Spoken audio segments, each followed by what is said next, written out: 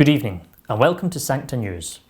The Bishops of Scotland have released a statement today asking the Scottish Government for greater flexibility in the reopening of churches. The Bishops write, as we continue to observe social distancing and the protocols on infection control and hygiene formulated by the Bishops' Conference Working Group under the leadership of the former Chief Medical Officer Sir Harry Burns, we maintain that it would be more appropriate for each church building to accommodate a congregation in proportion to its size rather than on the basis of an imposed number. Meanwhile, Canon Tom White's legal case against the Scottish Government over the closure of churches continues to progress, following approval by Lord Braid, who has considered and decided that there is a case to be heard.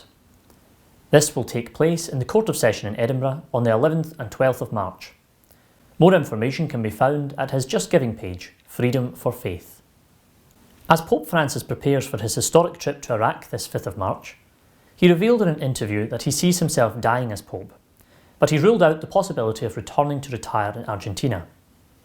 In the same interview with La Nación, based in Argentina, he also opened up about his visit to a psychiatrist for help with anxiety when he was a priest in Argentina during the military dictatorship. This week also marks 8 years since the resignation of Pope Benedict. Speaking to Corriere della Sera, the Pope Emeritus said, "It was a difficult decision, but I made it in full conscience, and I believe I did well. Some of my friends who are a bit fanatical are still angry. They did not want to accept my choice. I am thinking about the conspiracy theorists, which followed it. They did not want to believe it was a conscious decision, but my conscience is clear." In the wide-ranging interview, Pope Emeritus Benedict also cast uncertainty about the newly elected US President Joe Biden and the Democratic Party's gender ideology policies. He is quoted as saying on gender policy, "We still don't really understand what his position is."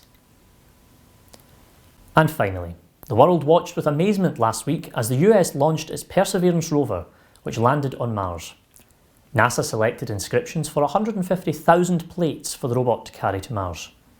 Air Force Sergeant Francisco José Fernández told Sur News that he included the Nuestra Señora de Flores name, for which he has a great devotion.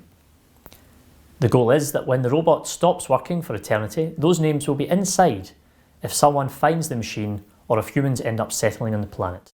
It is exciting to know that in a few years her name will be there, in space, between the valleys and deserts of Mars. Thank you for watching Sancta News. Good evening.